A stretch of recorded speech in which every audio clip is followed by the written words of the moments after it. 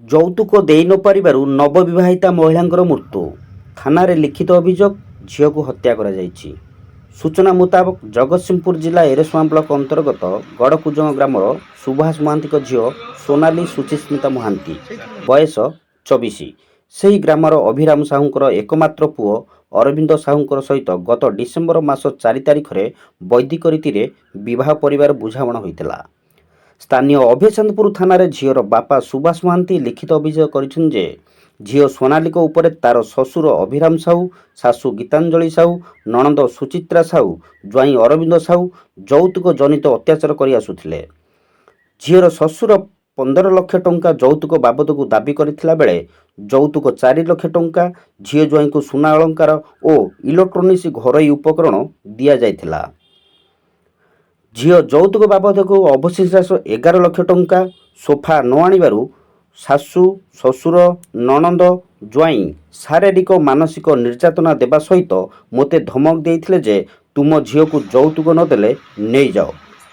ଗତ 2 ଦିନ ତଳେ ସେହି ଯୌତୁକ ଘଟଣାକୁ ନେଇ ଝିଅର ଶ୍ୱଶୁର ମୋତେ ଡକାଇଥିଲେ। ମୋ ପରିସ୍ଥିତି ଭଲ ନାହିଁ, 8 ଦିନ ଭିତରେ ସମ୍ପୂର୍ଣ୍ଣ ଯୌତୁକ ଦେବି ବୋଲି କଥା ଦେଇ ଆସିଥିଲେ। ଏହି ଯୌତୁକ ଘଟଣାର ମୋ ଝିଅ 2 ଦିନ ଉପବାସ ରହିଥିବା ବେଳେ ଗତ 31 ତାରିଖ ଦିନ ସନ୍ଧ୍ୟାରେ ମୋ ଝିଅକୁ ମାରିଦେଇ ଶୋଇବା ଘର ଖଟ ତଳେ ପକାଇ ଦେଇଛନ୍ତି। ଏନେଇ ଅଭୟଚାନ୍ଦପୁର ଥାନାରେ ଲିଖିତ ଅଭିଯୋଗ ପରେ ଅଭିଯୋଗକୁ ଭିତ୍ତି କରି ଘଟଣାସ୍ଥଳରେ ପୋଲିସ ସାଇଣ୍ଟିଫିକ୍ ଟିମ୍ ପହଞ୍ଚି ପ୍ରାରମ୍ଭିକ ତଦନ୍ତ ପରେ ଶବକୁ କୁଜଙ୍ଗ ବ୍ୟବଚ୍ଛେଦ ପାଇଁ ପଠାଇ ଦେଇଥିଲା ବେଳେ ଜ୍ୱାଇଁ ଅରବିନ୍ଦ, ଶାଶୁ ଗୀତାଞ୍ଜଳି, ଶ୍ୱଶୁର ଅଭିରାମଙ୍କୁ ପୋଲିସ ଗିରଫ କରିଛି।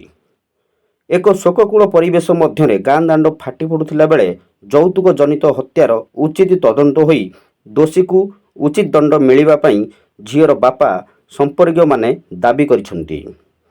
ଅଭୟଚାନ୍ଦପୁର ଥାନା ଅଧିକାରୀ ସମୀର ରାଉତ କୁହନ୍ତି, ଅଭିଯୋଗ ଆଧାରରେ ତଦନ୍ତ କରାଯାଇ ଆସାମୀମାନଙ୍କୁ ଗିରଫ କରାଯାଇଥିବା ବେଳେ ନଣନ୍ଦ ସୁଚିତ୍ରା ସାହୁ ଫେରାର ଅଛନ୍ତି। ତଦନ୍ତ ପରେ ଆଇନ ଅନୁସାରେ ଦୋଷୀକୁ ଦଣ୍ଡ ଦିଆଯିବ। ଆଇନ ତା ବାଟରେ ଯିବ। ପୋଲିସ ଶବ ବ୍ୟବଚ୍ଛେଦ ପାଇଁ କୁଜଙ୍ଗ ପଠାଇ ଦେଇଥିବା ଜଣାପଡ଼ିଛି। ଜଗତସିଂହପୁରରୁ ସନ୍ତୋଷ ବେହେରାଙ୍କ ରିପୋର୍ଟ, ତୁଳସୀ କ୍ଷେତ୍ର ନ୍ୟୁଜ୍।